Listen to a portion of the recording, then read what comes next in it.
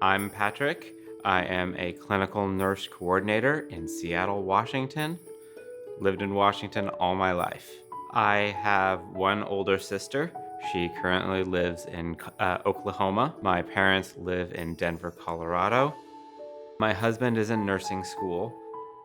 We have been together 14 years. I play a lot of video games. I also watch some sci-fi movies, TV shows. I also read a lot. I build some Legos. I got a giant Lego castle that's 4,000 pieces.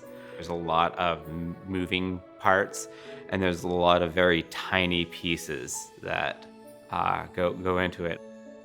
I have always been kind of a big nerd. I like helping people and I like science and I love learning new things, and I was able to find a profession that I was able to combine those things.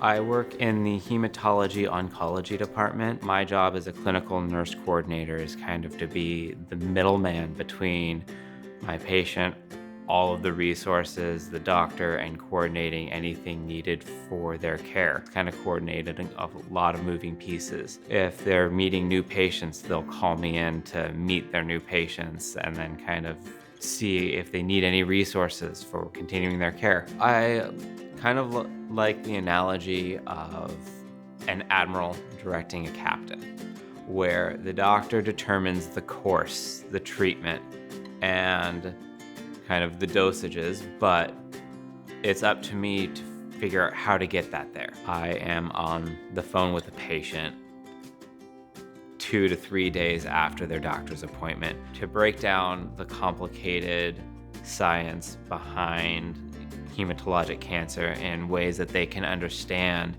and to say, okay, well, let's check labs early to see what's going on, to see if there's any medication adjustments needed, and kind of give those patients a big boost and just an understanding that they will be heard with our team. A lot of being a nurse is learning how to get around obstacles. So you need to think creatively on your feet. This patient needs this medication. Can we get this pushed through? I don't hesitate to call insurance or call the pharmacy because my job is to try to eliminate the barriers for these patients.